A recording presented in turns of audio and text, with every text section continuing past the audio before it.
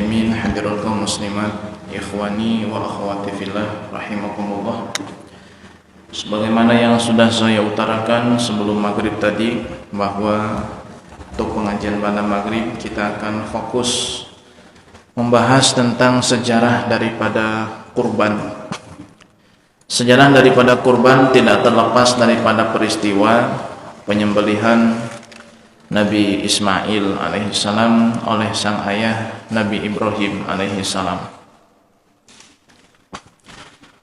Bismillahirrahmanirrahim. Qila sababu dhibhi Ibrahim Ismail alaihimassalam annahu qarraba alfashatin wa thalathami'ati baqaratin wa mi'ata badanatin bisabilillah. Fatajaba nasu wal malaikatu min dhalik. Faqala Ibrahim alaihi salam, kullu ma tuqurriba bihi laisa bi syai'in indi.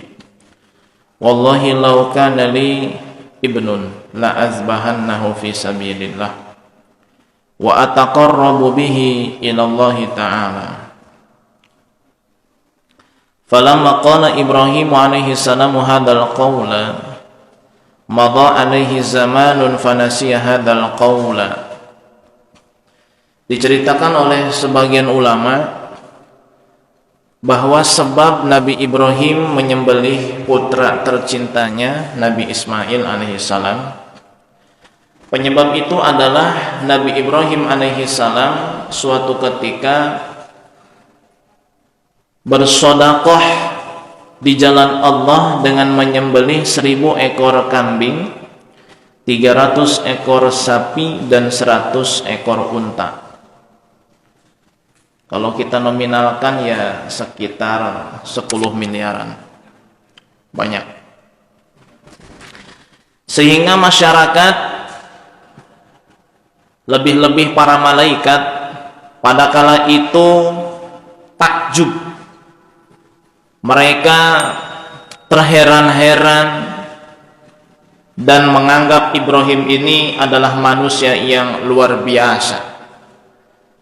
Saking dermawan dan betapa sangat pemurahnya Ibrahim alaihissalam. Maka Nabi Ibrahim pun alaihissalam berkata, semua yang telah aku korbankan untuk Allah itu bukanlah apa-apa bagiku.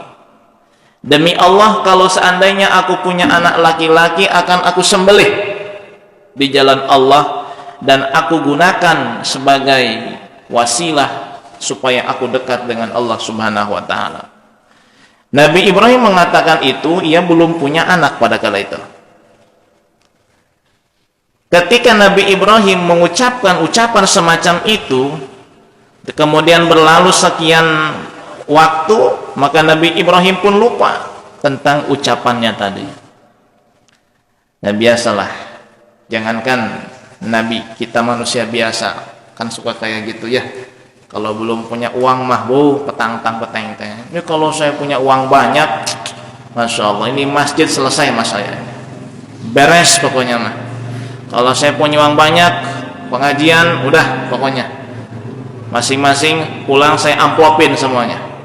Wah, ini belum punya uang nih. Giliran punya uang, jangankan sumbangannya, orangnya pun hilang, ditelan bumi. Wah, kemana orangnya nggak ada. Emang kayak gitu kan biasanya. Nah, ini kalau kita mengukur manusia biasa, tapi kan Ibrahim itu nabi, Ibrahim itu rasul. Dan sebagai salah satu dari para watak manusia, maka Nabi Ibrahim pun lupa. Karena memang manusia itu diciptakan karena ia itu adalah seorang pelupa. Dinamakan manusia karena ia itu pelupa. Sumyal insanu linisyani. Manusia disebut manusia karena dia sering lupa. Nabi Ibrahim pun lupa, ia pernah mengucapkan ucapan seperti itu.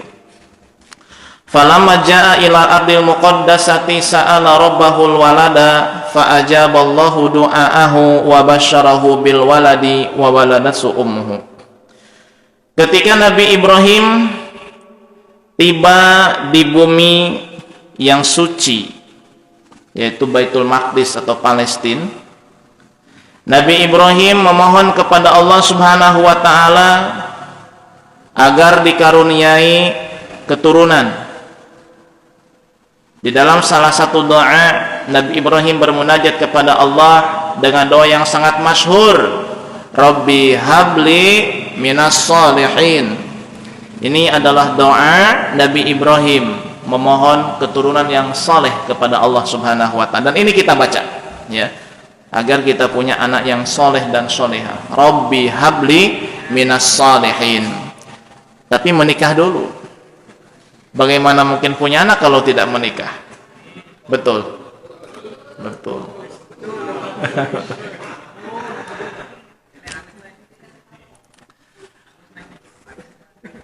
Falamma balagha ma'ahu saya, maka Allah pun mengabulkan permintaan Nabi Ibrahim.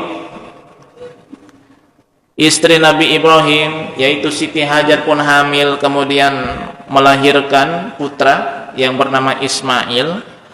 Falamma balagha ma'ahu sa'ya ay lamma saluha an yamshiya ma'ahu wa huwa ibnu sab'i sinina wa qila ibnu 13 sanatan. Qila lahu fi naumihi au fi binadrika. Pada saat Ismail menginjak usia, sudah mampu berusaha. Menurut sebagian ulama berusia 7 tahun, menurut yang lainnya adalah 13 tahun. Nabi Ibrahim pun di malam tarwiyah, malam kemarin, malam Selasa, bermimpi mendengar suara, tidak ada sosok yang berbicara. Suara terdengar tapi sosoknya tidak terlihat. Nah, itu namanya hatif, ya. Sering saya katakan suara tidak ada rupa namanya hatif. Ya, kalau kita lagi ngaji tiba-tiba ada yang nit. Nah, itu namanya apa? Kentut. Karena kan orangnya ada itu mah. Nggak ketahuan aja orangnya. Kalau ini mah hatif, suara ada, rupanya tidak ada.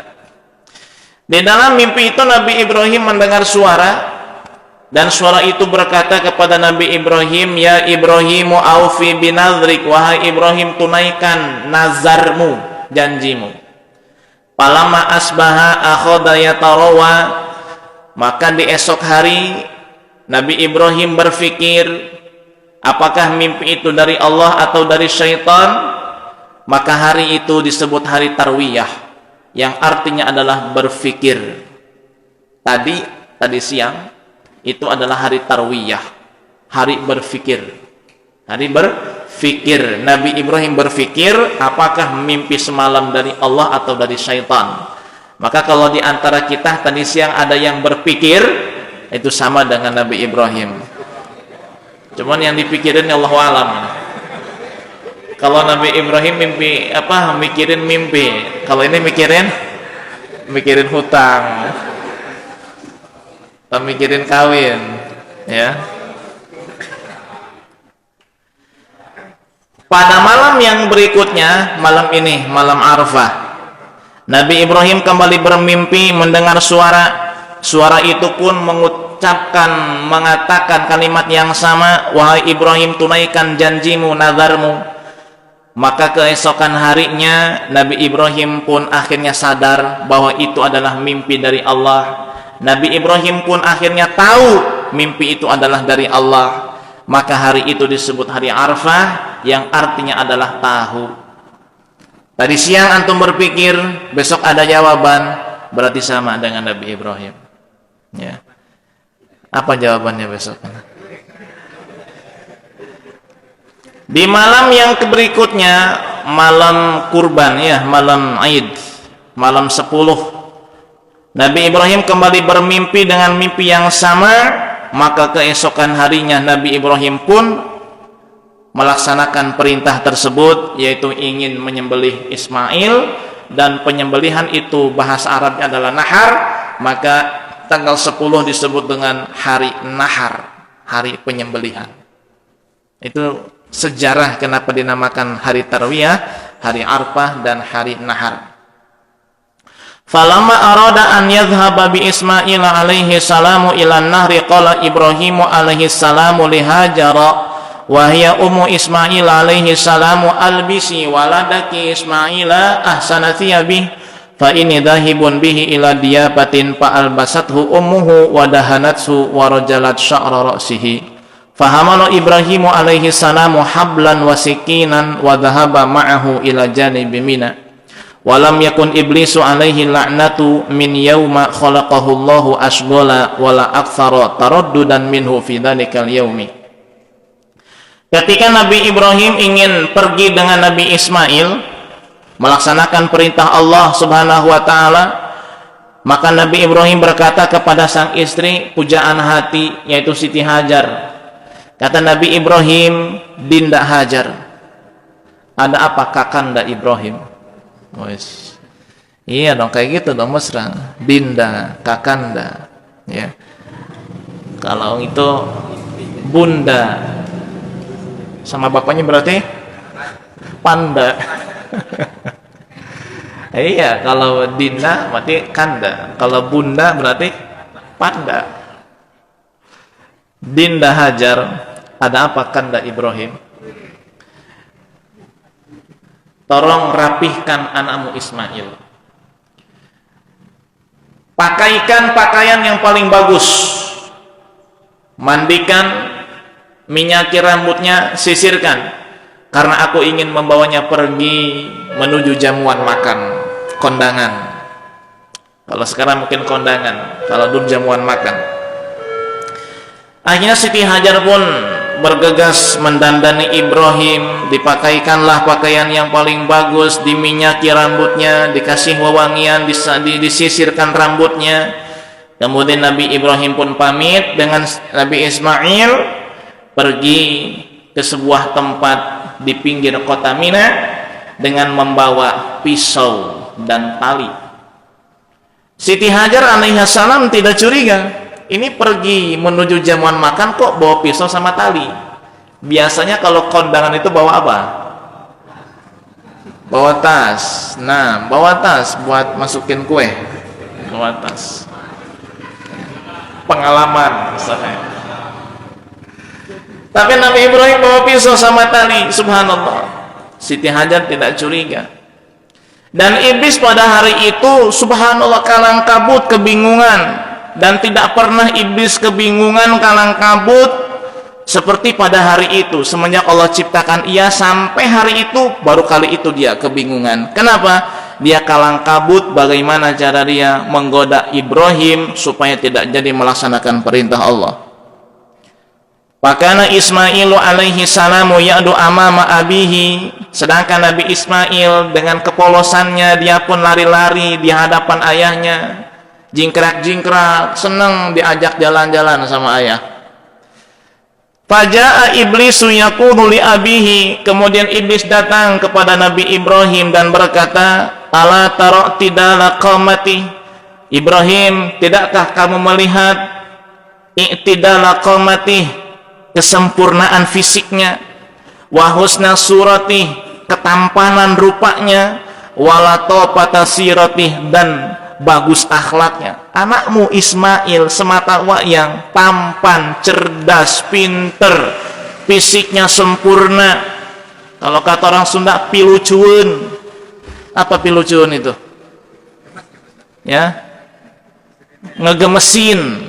Ya, udahlah, yang penting ngerti lah. Faqala Ibrahim berkata, "Na'am, ya memang betul. Saya senang, saya cinta, saya sayang. Lakin umirtu bidzalik, tapi aku diperintah oleh Allah." Palama Aisyah minhu, ketika iblis tidak sanggup menggoda Ibrahim, ja'a ila Hajar. Iblis datang kepada Siti Hajar selaku ibu. Siti Hajar sedang duduk-duduk di rumah. Kata iblis, "Kaifa taqudina dhahaba Ibrahimu bibniki liyadbahah." Hajar, kamu duduk-duduk manis di rumah, Ibrahim pergi dengan Ismail mau disembelih. Kata Siti Hajar, la takdzib alai, jangan bohong sama saya. Hal ra'aita aban yadhbahu ibnah, memang ada seorang ayah menyembelih anaknya sendiri. Kata iblis, li ajli dzalika akhadal habla wasikina. Tidakkah kamu curiga? Ibrahim pergi dengan Ismail itu kan bawa pisau sama tali. Kata Siti Hajar, li Aisyah yadbah. Kalau memang benar ingin disembelih anak semata wayangku, apa motif penyembelihannya? Kata iblis, yaz'amu annahu amarahu rabbu bidzalik. Kata iblis, Ibrahim itu mengira dia diperintah sama Tuhannya Allah. Kata Siti Hajar, an-nabiyyu la yu'maru bil batini wa ana ufdi li amrihi ruhi. Pakai pabi waladi. Ibrahim suamiku itu seorang nabi. Tidak mungkin diperintah melakukan hal yang batil oleh Allah. Jika seandainya penyembelihan itu adalah perintah Allah, jangankan Ismail putra sematawayangku, ruhku pun aku rela diberikan dan diserahkan kepada Ibrahim alaihissalam. Ini istri solihah. Istri solihah mendukung ketaatan seorang suami, mendukung kesolehan seorang suami. Ini kadang-kadang ada suami yang baru mau rajin ngaji, udah sama istri, udah mas jangan rajin-rajin lah, ya seminggu sekali di rumah, ya kalau liburan, ini mah liburan ngaji di rumah bantu-bantu saya nyuci piring, apa masak. Bukannya didukung suami mau ngaji mau ibadah, mana digituin, ya. Ini tipikal bukan istri soleha seperti itu. Istri soleh itu yang seperti tadi. Jangankan Ismail, kalau Ibrahim disuruh nyembelih sama Allah, nyembelih saya pun rela disembelih. Kata Hajar, subhanallah. Semoga istri kita semacam itu semua. Amin ya rabbal alamin. Kok dia amin? Ya. Oh ya, suaminya kayak Ibrahim berarti gitu, ya. Subhanallah. Pokoknya kalau punya istri solehah mah tenang hidupnya. Sampai di mana tadi itu? Solehah. Tidak berhasil iblis menggoda Siti Hajar. Iblis datang kepada Ismail yang lagi jalan di depan Nabi Ibrahim, jingkrak-jingkrak lari-lari. Kata iblis, Ismail, kamu jangan senang-senang lari-lari seperti itu. Tidakkah kamu tahu bahwa ayahmu pergi bukan buat ngajak kamu menuju jamuan makan, tapi untuk menyembelih kamu? Kata Ismail, la takzib alai, jangan bohong sama saya. Emangnya ada ayah bunuh anaknya sendiri? Kata iblis, tidakkah kamu melihat ayahmu bawa tali dan sebilah pisau? Kata Ismail, apa motif ia menyembelihku? Kata iblis, ayahmu mengira dia disuruh oleh Allah Subhanahu wa ta'ala. Kata Ismail, sami'na wa ata'na li amri rabbi. Aku mendengar dan patuh terhadap perintah Tuhanku. Masya Allah.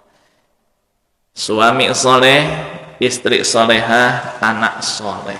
Namanya KB itu namanya. Keluarga berencana masuk surga. KBMS, keluarga berencana masuk surga. Ada kebalikannya, suaminya nggak soleh, istrinya nggak soleha, anaknya nggak soleh, itu juga sama KB, tapi KBMN, keluarga berencana masuk neraka, ya.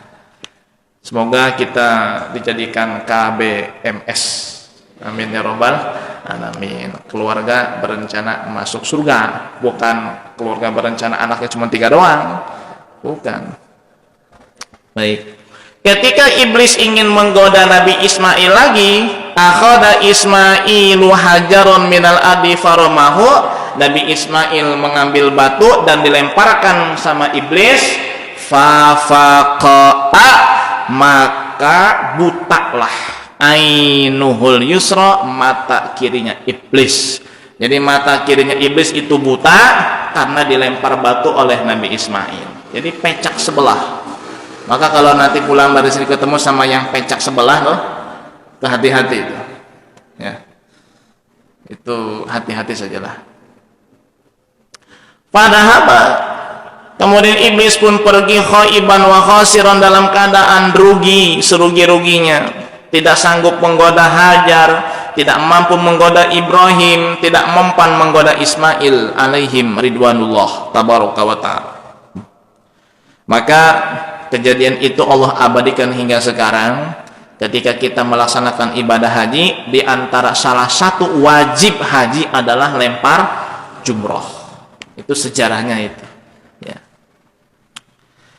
Kemudian ketika mereka sudah sampai di tempat penyembelihan, Nabi Ibrahim berkata kepada putranya Ismail, "Ya baniya, ya bunayya, inni ara fil manami anni azbahuka fanzur madza tara." Wahai anakku yang tercinta, sesungguhnya aku melihat di dalam mimpi bahwa aku menyembelihmu. Fanzur madza tara, pikirkan apa pendapatmu.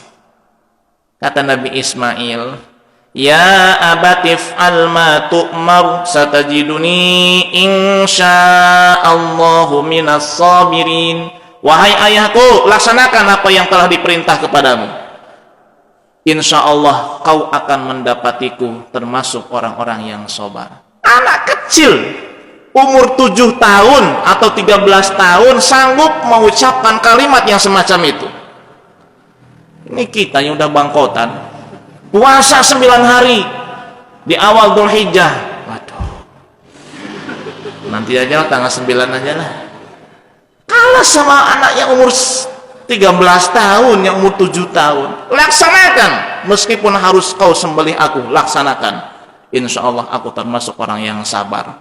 Gitu dong. Ya, puasa siap gitu. Ini puasanya. Aduh, tanggal 9 aja lah. Itu juga gimana nanti aja. Gimana nanti aja. Beres sudah. Masya Allah. Kemudian Nabi Ismail berkata kepada sang ayah, "Ya abati usika bi asya'a." Sebelum kau menyembelihku, aku berwasiat kepadamu tentang beberapa hal. Yang pertama, antar bito yadiya kaila at-tariba faudhiyaka. Sebelum kau menyembelihku, aku wasiat kepadamu wahai ayah dengan beberapa hal. Yang pertama, tolong ikat kedua tanganku supaya aku tidak mengamuk sehingga aku menyakitimu. Yang kedua, wa antaj'ala wajhi 'alal ardi kaila tanzura ila wajhi fatarhamani. Arahkan wajahku ke tanah sehingga kau tidak melihatku, karena jika kau melihatku kau akan kasihan kepadaku. 3. Waqfuf anni thiyabaka kaila yatalattaha 'alaiha syai'un min dami fayanqusa ajri wa tarahu ummi fatahzana. Angkat pakaianmu wahai ayah sehingga tidak terkena percikan dari darahku yang menyebabkan pakaianmu kotor sehingga pahalamu berkurang, dan supaya ibuku tidak melihat darah yang menempel di pakaianmu wahai ayahku sehingga ibuku nanti akan bersedih. 4. Wa ashid suprotaka, tajamkan pisaunya. 5. Wa asri imroroha ala halki liyakuna ahwana fa innal mauta syadidun. Percepat penyembelihan supaya aku lebih mudah mengeluarkan ruh dari jasadku, karena kematian itu sangatlah pedih. 6. Wa antazhaba biqaumisi ila ummi tadhkiratan laha min ummi. Tolong bawa pakaianku, kasih sama ibu sebagai kenang-kenangan terakhir dariku. 7. Wasallim alaiha, sampaikan salamku kepadanya. Wa qul laha hasbiri ala amrillah. 8. Katakan kepadanya, bersabarlah, ini adalah ujian dari Allah. Tolong bersabar, ini ujian. 9. Wala tukhbirha kaifa zabahtani wa kaifa rabatta yadaya. Jangan kau ceritakan kepada ibu bagaimana cara engkau menyembelihku dan bagaimana cara engkau mengikat kedua tanganku. 10. Wala tudkhilis sibyana ala ummi kaila yatajaddada huznuha alayya. Setelah aku mati, jangan sekali-kali ayah memasukkan anak-anak kecil seumuranku ke dalam rumah. Aku khawatir kesedihan ibu akan semakin bertambah dan larut dalam kesedihan karena mengingatku. 11. Wa idza ra'aita gulaman misli fala tanzur ilaihi hatta la tajza'a wa la tahzana. Jikalau aku sudah mati, janganlah kau melihat anak-anak kecil seumuranku. Aku khawatir kau akan bersedih dan tidak bersabar. Subhanallah, anak yang berumuran 7 tahun sanggup mengucapkan kalimat semacam tadi. Betapa pasrahnya kepada Allah Subhanahu wa ta'ala. Ini dikasih ujian rezeki aja udah galau. Masya Allah. Belum diujian sembelih kayak Nabi Ismail.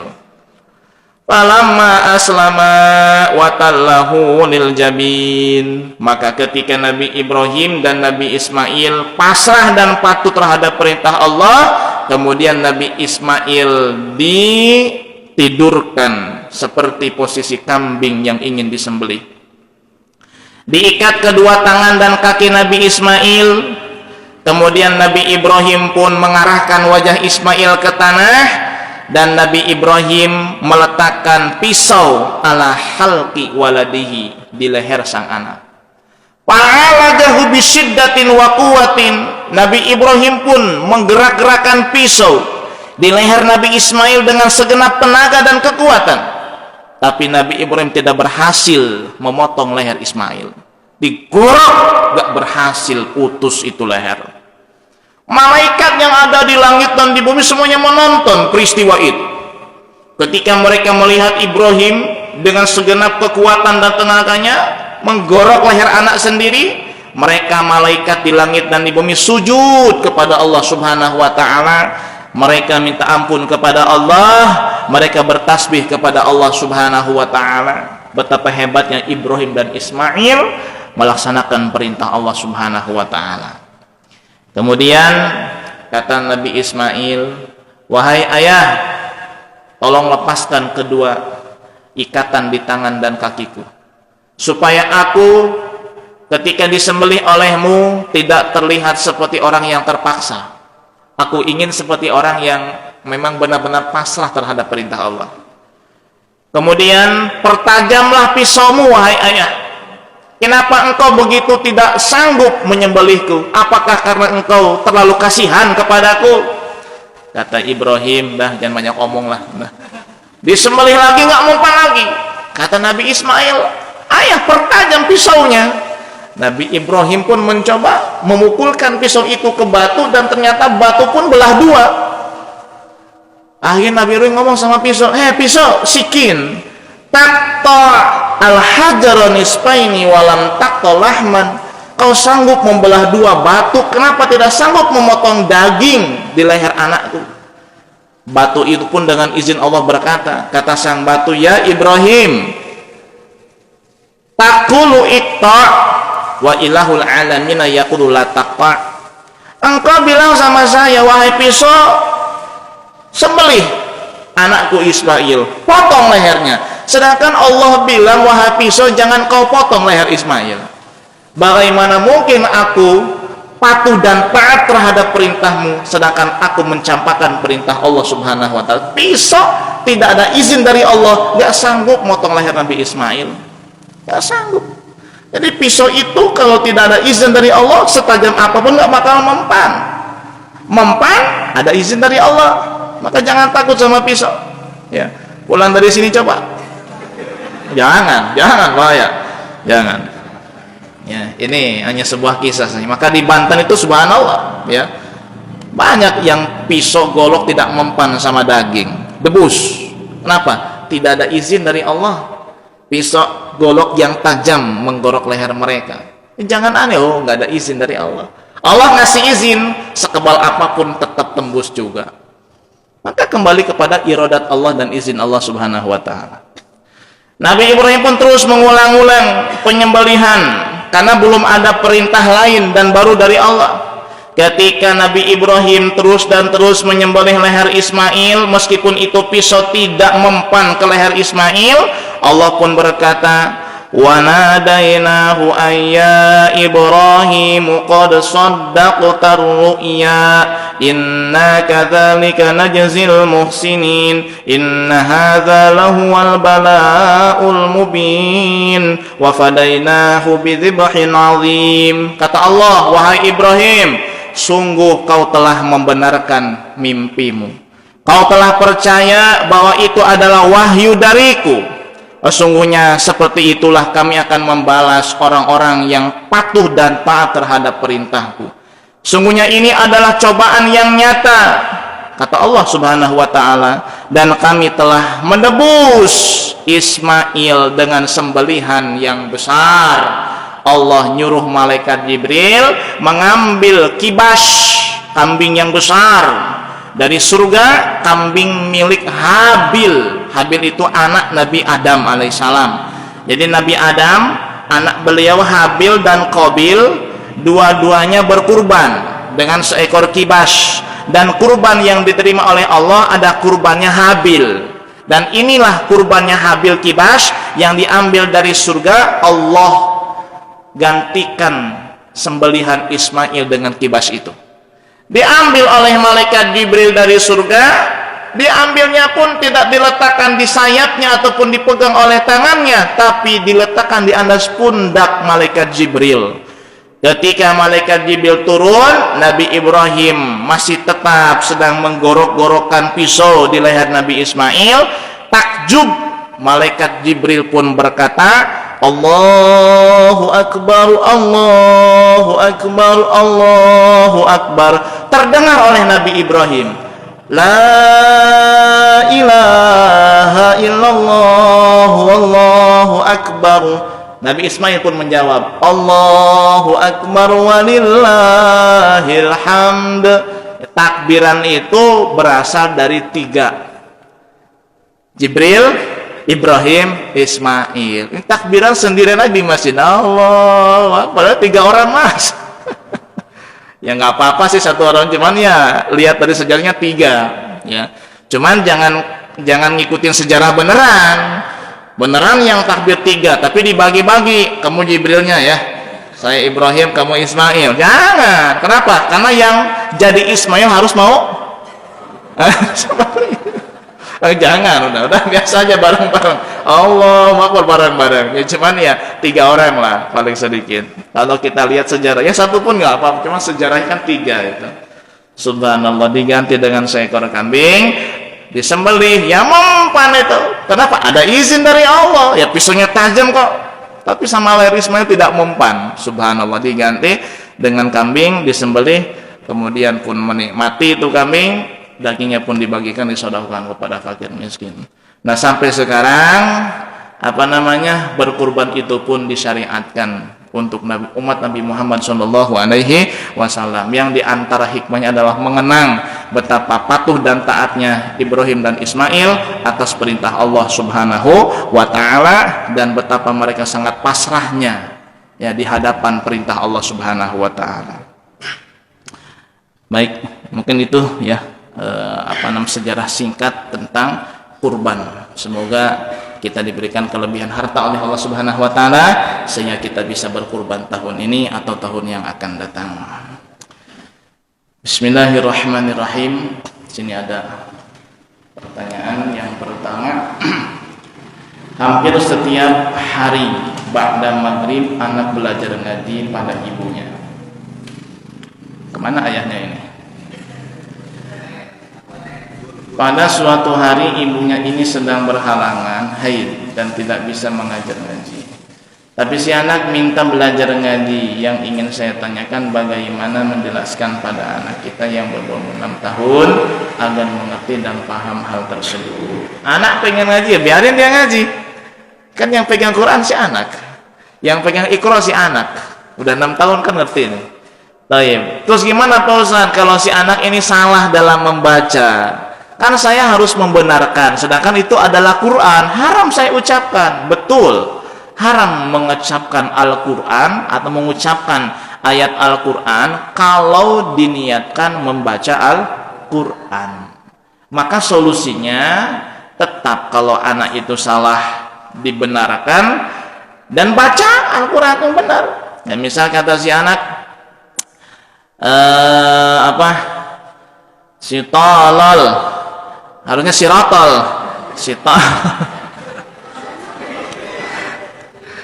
betulin sama orang tuanya, sirotol, sitolol, sirotol, sod, sirotol.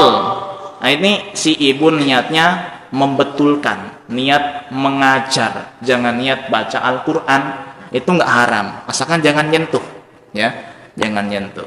Baik, misalnya gitu ya. Siratal, kata anak siratal, ya betul, terusin. Siratal lazina, siratal lazina, ada si anak sitalal tadina. Ini betulin, itu emang kalau ngaji udah tua kayak gitu tuh, bukan siratal lazina, sitalal tadina. Jadi silakan, asalkan jangan pegang Quran ya. Kalau salah betulin, baca, tapi jangan niat baca Quran niatnya membenarkan atau mengajar. Itu boleh. Sebagaimana dalam kitab Bughyatul Mustarsyidin disebutkan. Bagaimana cara berwudu sesuai yang dicontohkan oleh Rasul? Ya banyak. Sunah-sunah wudu laksanakan semua. Ini sudah kita bahas ya dalam bab wudu ya.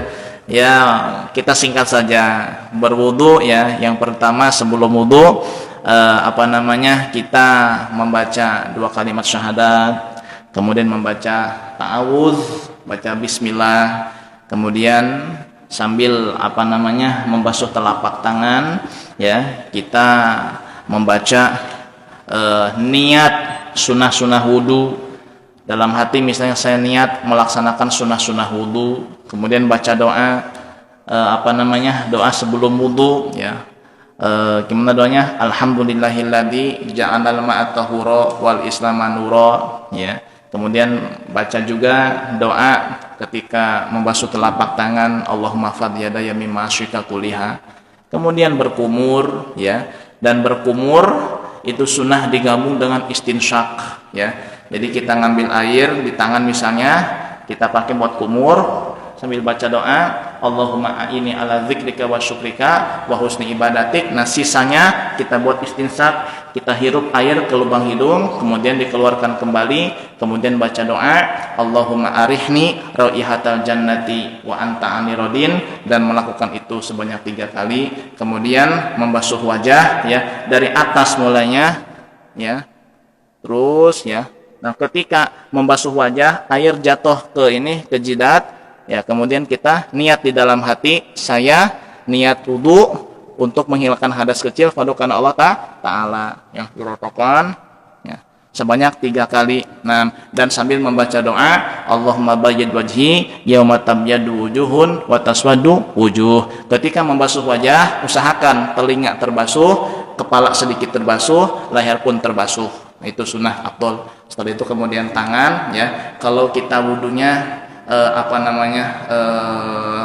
dimasukin ke kulah, maka sunnah dimulai dari atas apa bawah? Sunnah dimulai dari atas ke bawah. Tapi kalau kita wudunya dialirkan airnya, maka sunnah dari mana? Dari atas ke bawah, dari bawah ke atas, dari jari ke siku ya. Nah kalau kita wudunya dialirkan, artinya disiramkan, itu dari mana ke mana? Ya, dari bawah ke atas ya, ke sini. Nah, kalau kita wudunya celupin ya, dari atas ke bawah. Nah, kalau di keran bagaimana?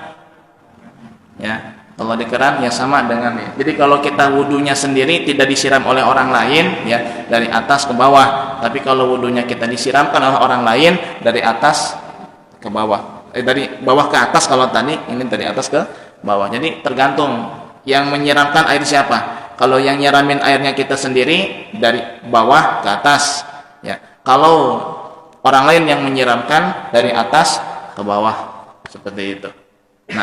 Nah kemudian sambil baca doa, Allahumma a'tini kitabi biyamini wa hasibni hisabai yasyira. Kiri juga sama, kalau kita menyiramkan sendiri dari bawah ke atas. Kalau orang lain yang menyiramkan, dari atas ke bawah, 3 kali sama. Baca doa juga, Allahumma la tu'tini kitabi bisyimali aw min wara'i zuhri. Kemudian kepala, nah sunnah kepala ini seperti ini ya. Ibu jari letakkan di pelipis, tempelkan jari telunjuk, tarik ke belakang. Kalau ini rambutnya berbalik sendiri, cukup sekali saja. Ini hitungannya 1. Tadi kalau rambutnya berbalik dengan kita gerakan ke belakang, maka sunnah ditarik ke depan lagi. Itu baru 1. sambil baca doa, Allahumma harim syari wa basyari ala nar 3 kali. Kemudian telinga ya, jari telunjuk masukkan ke lubang telinga, putar, kemudian ibu jari usapkan ke punggung kuping ya. Nah, sebanyak 3 kali juga sambil baca doa, Allahumma ij'alni minal ladzina yastami'una qawla fayattabi'una ahsanah 3 kali. Kemudian sunnah kita membasahi tangan lagi, kita usap. Ini namanya istidhar ya. 3 kali, kemudian basahi lagi, jadi kelingking masukkan ke lubang telinga ya. 3 kali, ini namanya istiqlal. Seperti itu. Nah, kemudian langsung membasuh kaki sama dengan tangan. Kalau kita yang basuh sendiri, yang menyiramkan air itu dari jari ke atas, dari bawah ke atas. Tapi kalau orang lain yang menyiramkan dari atas ke bawah. Nah, sambil baca doa, Allahumma tsabbit qadami 'ala sirati yauma tutsabitu fi aqdamu ibadika shalihin. 3 kali. Kaki yang kiri juga sama sambil baca doa, Allahumma la tazilu qadami 'ala sirati finnari yauma tazilu fi aqdamil munafiqina wal musyrikin. Setelah itu menghadap kiblat, mata diarahkan ke atas, mengangkat tangan sambil baca doa, asyhadu an la ilaha illallah wahdahu la syarikalah, Allahumma ij'alni minat tawabina waj'alni minal mutatahhirina waj'alni min ibadika shalihin. Subhanakallahumma wa bihamdika asyhadu an la ilaha illa anta astaghfiruka wa atubu ilaik. Turunkan tangannya, pandangan tetap ke atas, membaca ayat kursi dan surat inna anzalnahu. Itu singkatnya saja. Entah ingat entah lupa, yang penting sudah saya jawab. Apa keutamaan kita selalu berwudu dan menjaga wudu walaupun bukan untuk melaksanakan sholat? Di antaranya adalah 1, kita selalu dalam keadaan penjagaan dari Allah. Kita selalu dalam keadaan memegang senjata. Senjata yang beriman adalah doa dan wudu. Ya, itu yang pertama. Kita dalam keadaan terjaga terus. Ya, kita dalam keadaan terperisai terus. Yang kedua, jika kita wafat dalam keadaan husnul khatimah, karena kita mati dalam keadaan punya wudu ya. Kemudian yang ketiga, lebih terhindar daripada bermaksiat, karena orang yang berwudu terjaga dari maksiat juga. Di antaranya adalah maksiat bersentuhan kulit dengan perempuan yang bukan mahram. Kan sayang punya wudu kok sentuhan kulit, harus wudu lagi, maka dia menjaga. Itu di antara salah satu ininya. Bahkan di antara sebab pelancar rezeki adalah sering berwudu. Di antara sebab melancarkan rezeki adalah sering berwudu atau menjaga wudu. Di antara sebab datangnya kecerdasan dan paham juga adalah sering berwudu. Nah, selanjutnya jika suami istri bercerai, waliyadzubillah, apakah anaknya berstatus menjadi anak yatim? Oh, enggak lah. Enggak yatim. Kalau istrinya jadi jambu, istrinya ini janda muda banyak uang ya kalau kaya, atau jahe ya, janda heran ya, atau jamu tahu jamu, janda muda. Kalau yang sudah tua jadi jani, janda ini atau jalot, janda kolot. Anak tidak jadi yatim, tidak.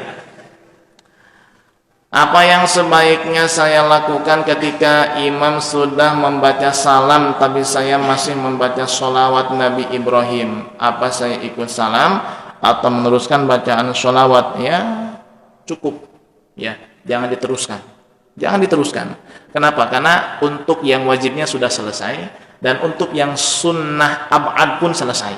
Karena sunnah ab'ad di tahiyat akhir adalah sampai membaca sholawat kepada keluarga Nabi Muhammad. Allahumma sholli ala Sayyidina Muhammad, itu yang wajib selesai. Yang sunnah ab'adnya wa ala ali Sayyidina Muhammad. Yang kesunahnya mah sunnah hayat, termasuk doa sholawat Ibrahim sunnah hayat. Jadi kalau imam sudah salam ya sudah, kita hentikan, kita salam. Yang ini imam udah salam, ini terus ngunyem aja. Ini jamaah atau bukan ini? Kalau jamaah kan ngikutin imam. Mohon doakan saya, kita agar istiqomah dalam mengaji, ikut pengajian Ustaz. Amin ya rabbal alamin.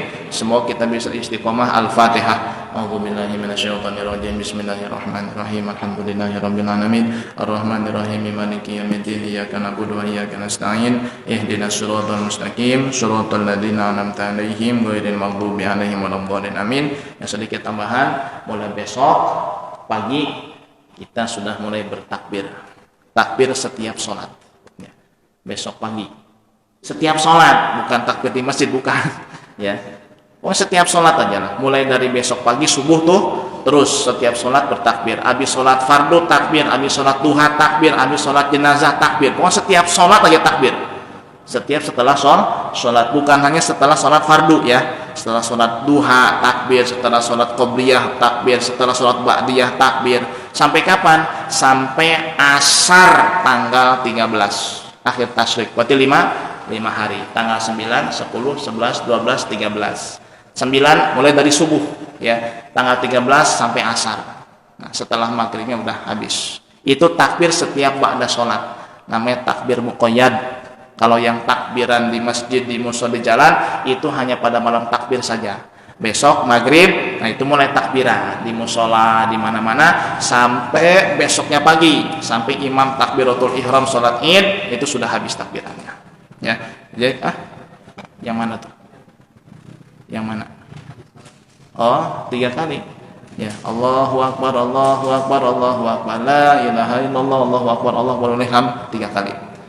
Walillahil hamd, bukan walillahil ham. Walillahil ham. Si ilham disebut-sebut. Hil hamd. Walillahil hamd. Hamd ya. Bukan walillah ilham. Si ilham disebut-sebut tiap lebaran. Dikasih persen nggak sih alhamdulillah ya. Ada yang mau langsung nanya, silakan.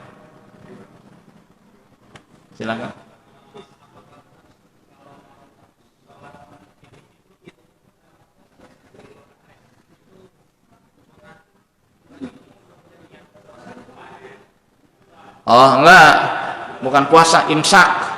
Jadi sebelum sholat Idul Adha sunnah imsak, sunnah nahan diri dari makan dan minum, bukan puasa. Kalau niat puasa haram malah ya. Sunnah imsak, sunnah nahan diri dari makan dan minum sampai setelah sholat.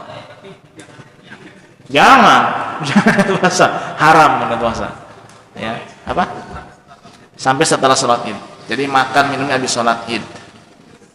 Binatang kurban yang bagian kurbannya susah dipotong, seperti kulit, kaki, sama kepala, kegunaannya dimasak oleh panitia kurban untuk dimakan oleh semua panitia, boleh tidak dengan meminta izin terlebih dahulu sama ya? Gak usah izin, langsung aja dibagiin, tapi jangan langsung dimasak. Jangan langsung dimasak, diberikan dulu ya. Misalnya nih kulit, kemudian kepala, kaki, buntut, misalnya ekor, ini bagikan dulu. Nah ini Pak Ustadz misalnya kepala ya, kemudian kamu RT misalnya ekor aja lah, ente malah ya. Kamu misalnya bendahara masjid, nih kakinya aja. Nah nanti dikumpulin lagi, dimasak boleh. Kalau langsung dimasak jangan. Berarti itu tidak disodakokan secara mentah. Ya, karena daging kurban harus disodakokan secara mentah. Maka harus diberikan dulu, kemudian nanti dimasak bareng-bareng, nggak apa-apa. Ya. Nah, ada lagi silakan dari? Tidak ada? Oh, ada.